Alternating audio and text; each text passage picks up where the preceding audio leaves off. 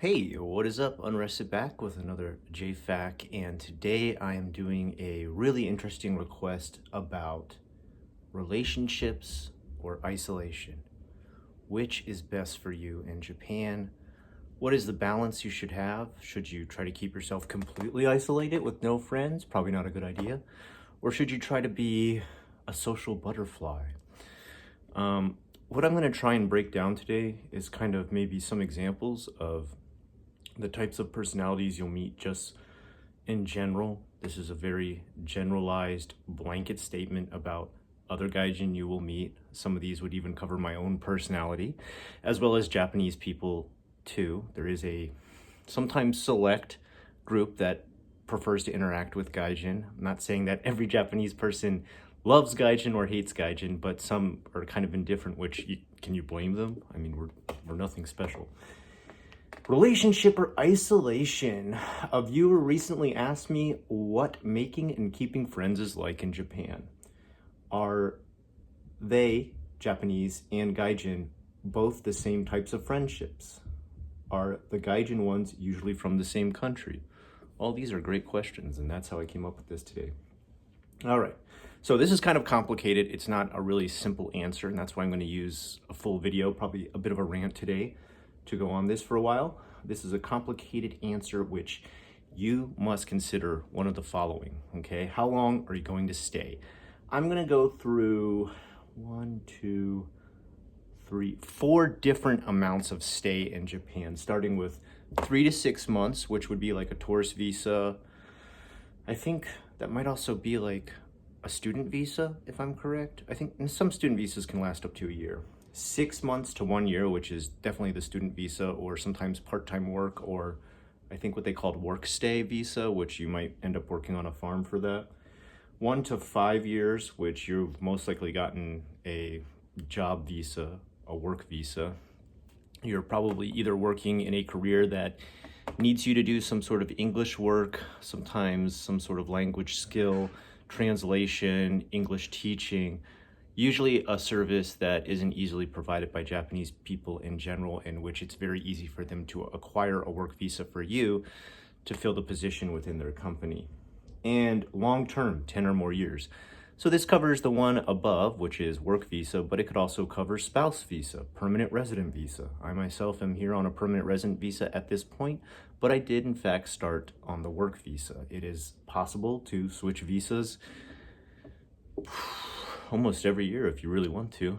So, but I'm going to go in because really the relationships you're going to have really vary depending on the amount of time you're going to be here, and who and what kind of people you should associate with. Now, this is just, again, a disclaimer. This is a generalization. You are welcome to make friends with whoever you like, whatever personality or situation you like. I'm not telling you my way is the right way. I'm just telling you what I've observed from my own personal experience. Take from it what you will. Of course, I welcome any comments below, liking or disliking this video, agreeing with me or disagreeing with me. The only thing that I do ask is that you explain why either way, you know? Don't just say, you're an idiot and all your opinions suck. I mean, you can do that, but I just see you as angry and not really having a dialogue. 3 to 6 months. So 3 to 6 months, the tourist visa. Take what comes to you.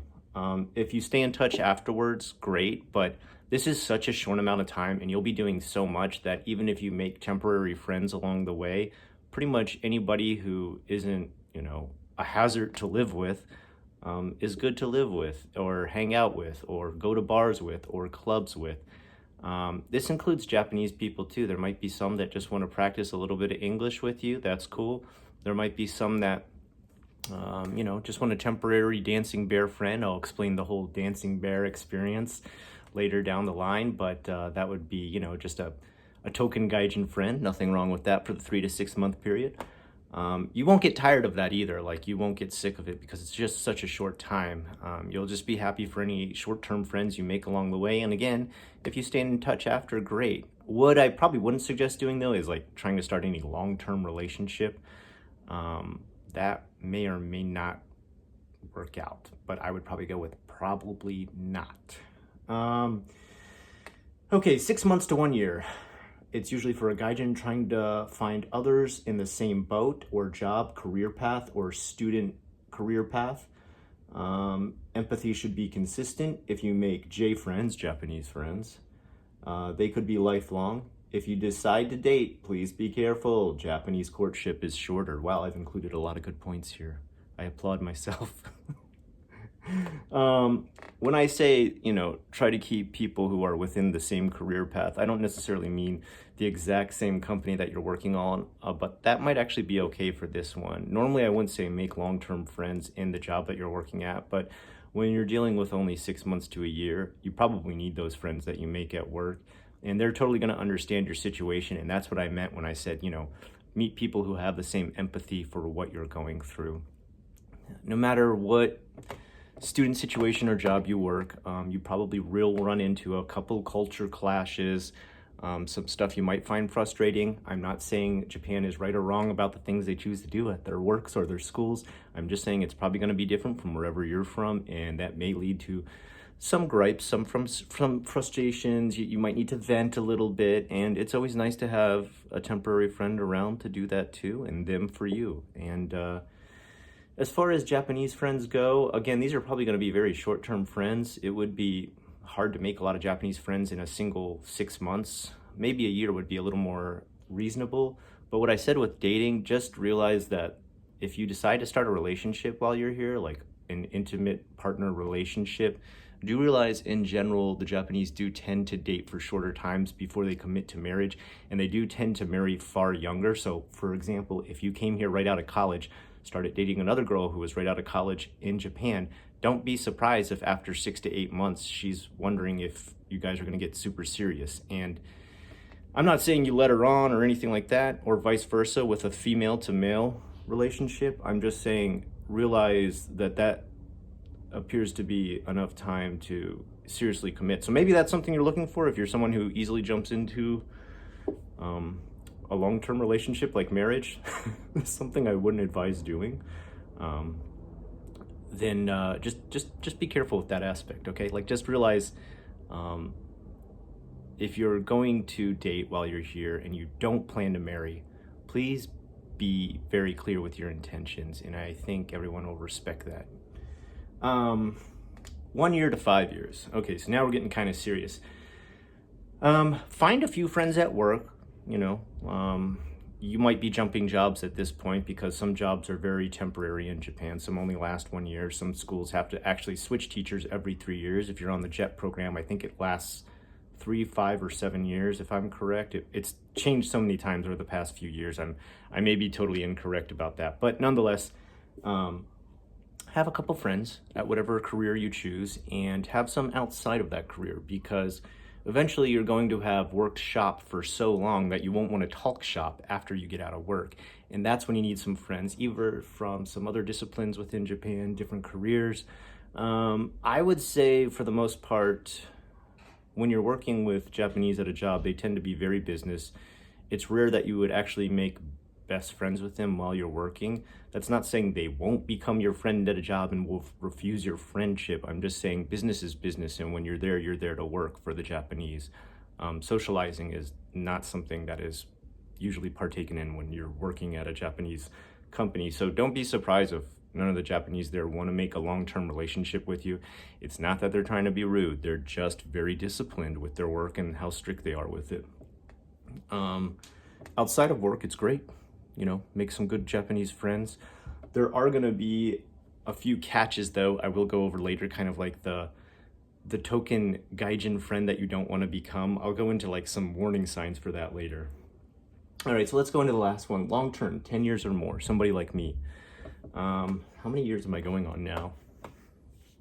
I want to say 13, I think. Yeah, I got here 2007. So 13 years. So yeah, I'm in the 10 plus category. Be ready to move on from friends and relationships. Be careful about getting too close to those at work, both Japanese and gaijin especially, if you are hoping for a long-term career. Keep friends who work in the same career, but not in the same company. Keep Japanese friends who understand the gaijin ethos and are understanding if you don't always get the Japanese way of life. So that's quite a bit to unpack there, but let's go ahead and do it. Um, don't be surprised if after about 10 years you've lost almost all your friends that are gaijin. It's not that I'm saying they're going to leave you because they hate you. They're moving back home. They're very transient. There's nothing wrong with that. Some people do not see a future in Japan, and you cannot blame them for that. Even some of your friends who might have come here with you and said, we are going to survive here forever, make a company together, grow big, and have thousands of Japanese friends. And you might find that over time, some people get worn down by Japan enough that they want to go home, or they get homesick enough that they want to get home. Some people are just missing their home cooking, their soul food, and their family, and they want to go home. Nothing wrong with that. You can't diss somebody for doing something like that, you know? Everybody loves mom and dad. They want to go home to them, right? Um, or some people just don't see a future. And can you really blame them for that? I didn't come out here looking for a future in Japan. I came out here to stay more than 1 year, and mine turned out to be probably a lifetime event. I probably will be here forever. Um, I think in general, you'll find those are the people that do stay, the ones that didn't plan to be here forever. Um, but I will say, be ready to lose a lot of the friends that you've made, even long term, like 5+ years. And that can get hard. That can get pretty tough. You kind of start to feel this sort of sinking feeling that every friendship you make will disappear, and that can be rough. You will also find that people within Japan have to keep moving too. So even if you make a friend in Osaka, I've had 2 good friends who moved to Tokyo and Nagoya. And, I still keep up with them. And I think that's something you should do, especially if they're still in Japan. You have a very good chance of seeing them again. Probably business or life will take them back down to your place, because it's not like in America where you'd have to drive for 2 weeks to get across the country. In Japan, we're talking a couple hours to get up and down. It's not a gigantic place, and if you take the Shinkansen, you can get up to Tokyo in, I think, like 2 hours, if I'm correct. Anyway, keep those friends close. If you still got some left in Japan, keep them close. Try to get more and more friends outside of jobs at this point, because you will probably find you've either worked multiple jobs at the same time, or are working multiple jobs to fill a full-time time slot, and you can never really have enough time to grow close to one certain group of them. And I guess also at this point, if you've been here this long, you may find that some of the younger people you work with are more here for just a short stay of enjoying Japan, which, again, nothing wrong with that. But if you're looking to make yourself very serious about a full-time career, I feel like that's the way you should approach your job. If they want to goof off sometimes at the job, you can't really blame them for that. Some kids come here and this is the first job they work right out of college, and they haven't had like a professional office environment. I myself came here when I was 27, so I already had a good, 5 years out of college. And I had kind of gotten my feet as far as how I needed to act in job and out of job, but some people haven't, and you may see them come and go.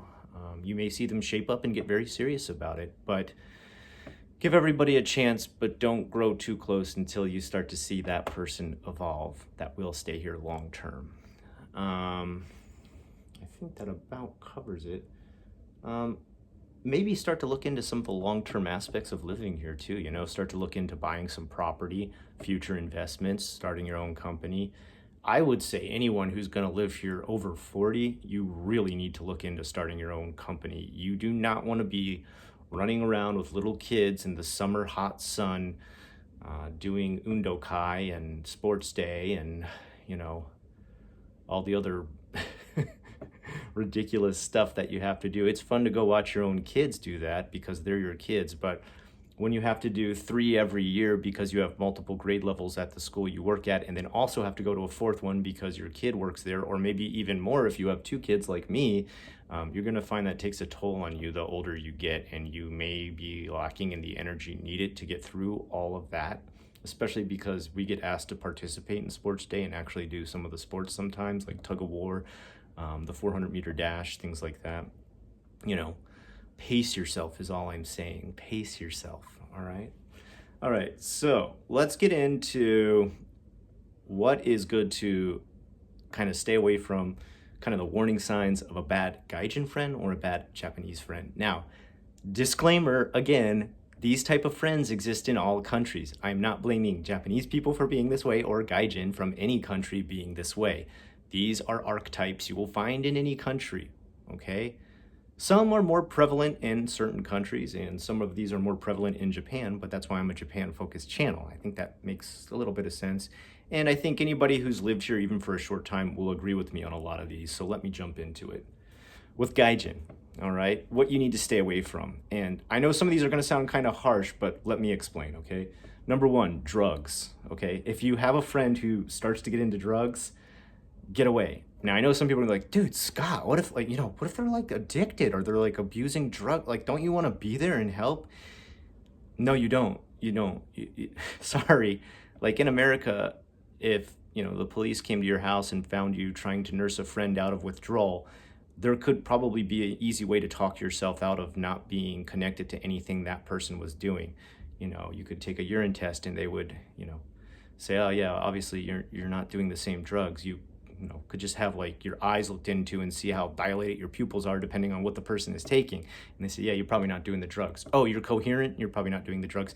Japan will not take any of that stuff into consideration. If you are in a house with a roommate who is doing drugs, you will both go to jail. And there's an almost 99% conviction rate in Japan. If they do not have evidence on you, they will make up evidence on you to put you in jail. It is not a fair system. You're right. It's not. It's an abuse of human rights, really. But if you know that's the truth, then why even put yourself in that situation? That's like someone handing you a gun that they say is empty and say, shoot, I promise it's empty. Like, are you really going to take that chance? Are you really going to believe them before checking everything? I just don't even take the gun, right? Don't go with a friend who's doing drugs. Don't hang out with a friend.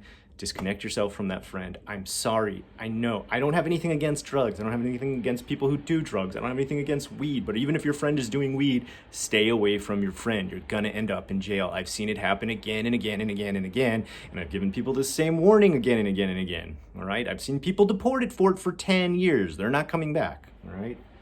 Stay away from any gaijin doing any kind of drugs. Roommates who constantly need job references. This is a plague to stay away from. If you start having a roommate or a friend who constantly needs job references because they constantly get fired, because they're constantly not adapting to the Japanese workplace wa, or harmony of the workplace, perhaps it's not best for you to kind of butt in and try to give them a reference, especially if it's at your own job or a past job. Don't ruin your reputation for someone who cannot adapt. They can stay your friend, that's okay, but just don't go around giving them references. I used to really worry about a lot of people who would end up losing their job very quickly, either because sometimes there was unscrupulous companies here in Japan, the same as there is in America, or maybe they weren't getting paid what they had expected, or they had a family and they needed more pay, and I would go to bat for them and later find out, oh no, wait, it turns out they were just a bad worker. That's why they can never get a good job, and they're fired from the job I recommend them to within like a week, because they won't do things like when Kocho sensei says, hey, it's time to clean. They'll be like, I'm a teacher. Teachers don't clean. Hire a janitor. Guess what? You're fired. Bye.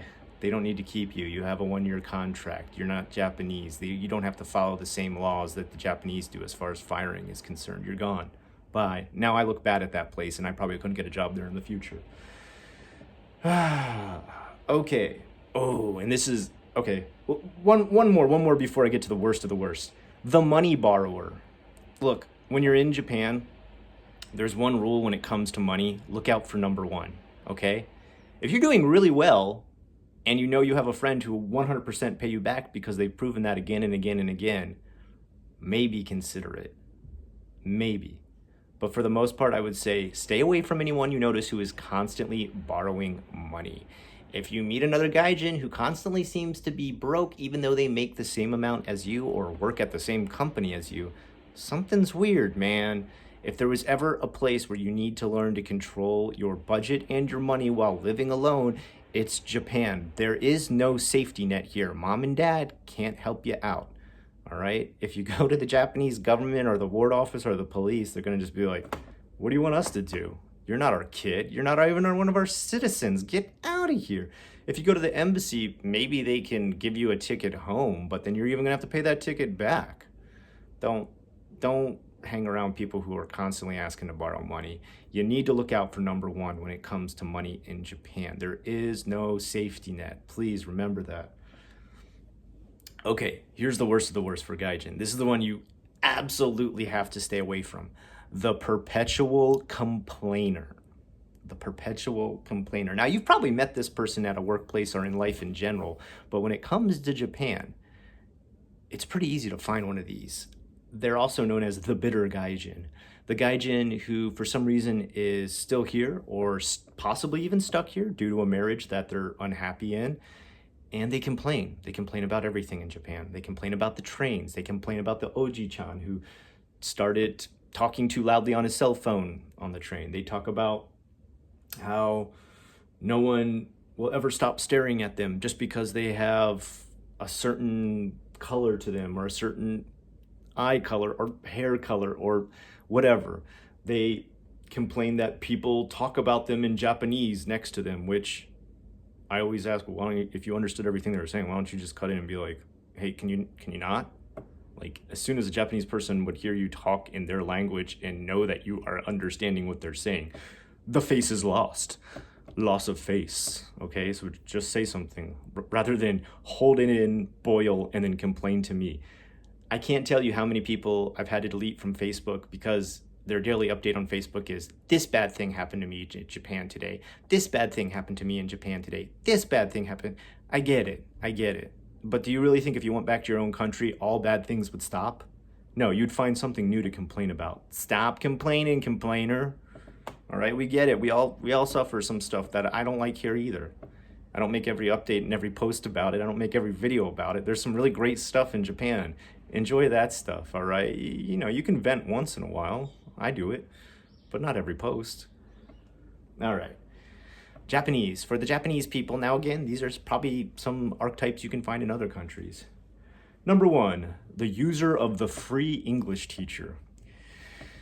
This is one you got to be kind of careful about, okay? This may either happen through like a friend who you notice always wants to try and ask you English questions or have you correct some of their English homework or their college paper, or they'll stop you and be like, hey, I'm writing this song in English. Could you just help me fix it? And like, maybe once in a while is cool. You know, I've helped some friends here and there, but if you start to notice like every time they come to hang out, they bring a notebook with them with some work in it, they might be using you, okay? If it's someone who is a private student and they ask to hang out, they might be using you, okay? If it's somebody at your eikaiwa or a place you work at and they ask, hey, you know what, we should just chill some other time. I'll buy you a drink somewhere at a bar. They might be using you. Now, I'm not saying every single Japanese person you meet who loves to speak English and has questions about the English language is trying to use you as a free English teacher. But it does happen. You will notice it if you live here long enough. Please be careful. Don't become the free English teacher, okay? I don't ask any Japanese person to do their job for free for me. I don't expect them to do that either, you know? I don't talk to a plumber and say, you're a plumber, right? How about you come over to my house and fix some stuff?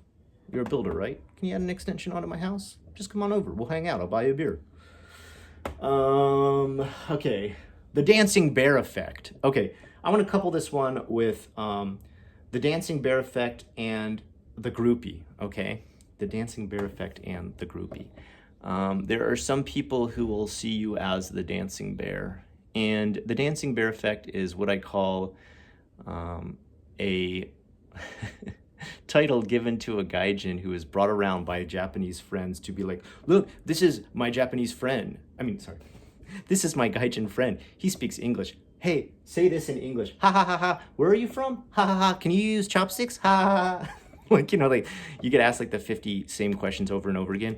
Do you use chopsticks? Can you speak Japanese? Like sometimes even as you're speaking to them in Japanese, you get asked if you speak Japanese and you're like, okay, that's a good question. Or sometimes if I've spoken Japanese for a while and then they ask me if I can use chopsticks, it's like, no, I've lived here long enough to learn how to speak Japanese, but chopsticks, nah, still wearing my necklace with the fork and the knife on it.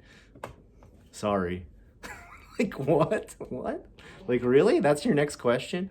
You know, just make sure you're not like a circus clown who's brought around to be shown off to other friends. If you start to notice that they bring you and then all speak in Japanese about stuff you have no clue about, and you just kind of end up sitting there, and every once in a while they stop the conversation and then say, hey, what would they say in this country about that? And you're like, I'm not even from that country. Why are you asking me that? And they're like, yeah, but you're gaijin, right? Like, then you know you've officially become the dancing bear. Okay, last but not least, the we Japanese do it this way person. I don't know how else to explain this than the but we Japanese do it this way person, okay? This tends to only be like older Japanese who are like super proud of Japan, which there's nothing wrong with being proud of your country.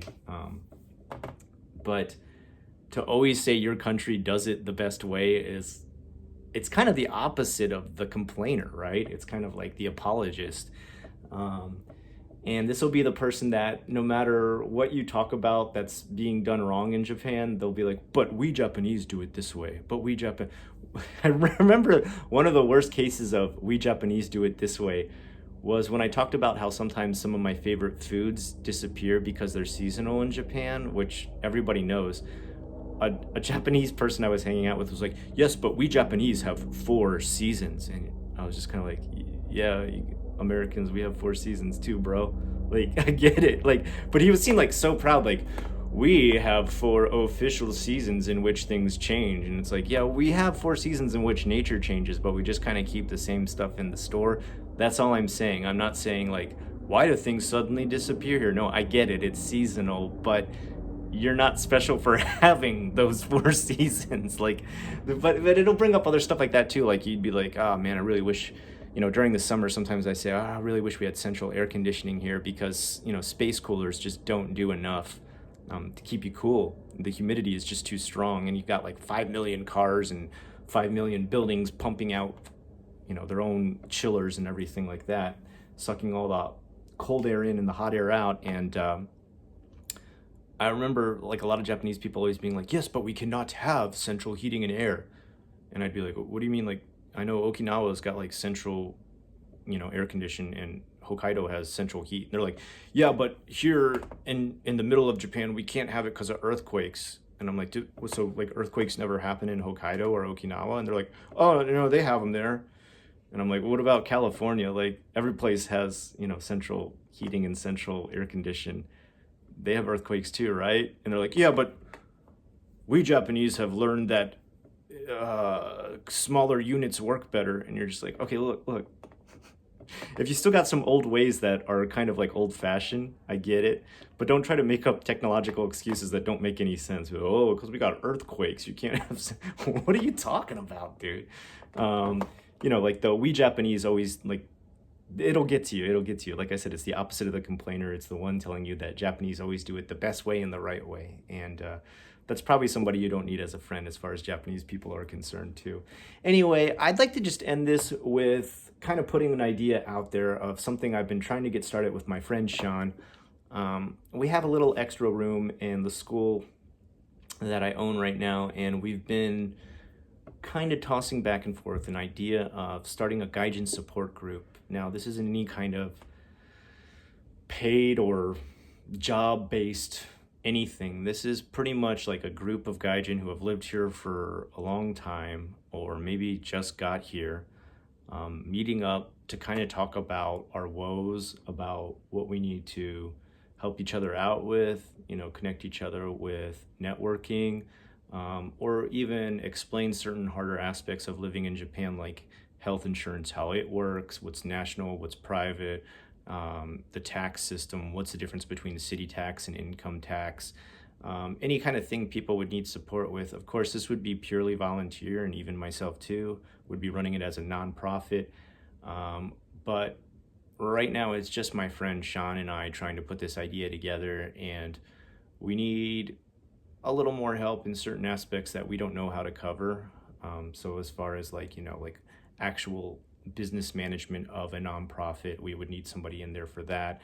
I'm providing the place, and Sean is kind of providing some of the networking going on, but we're looking for more people who live in the Osaka area to get in on this. Tokyo already has some stuff like this, but Osaka really doesn't have a support group for gaijin. We have the Gaijin Union, which is good for fighting for people's rights at jobs, but we're talking outside of job type stuff, all right? We're not out there trying to look for a job for you. We're just trying to hope you can live your best life at home when you're at home or outside of the job. We want to help people with that. And again, this would be something totally volunteer, but if you are somebody who would be interested in helping out with a project like that or volunteering for a project like that at a nonprofit organization, helping us get it together, comment here down below and we'll get in contact, or message me at my very own Scott M.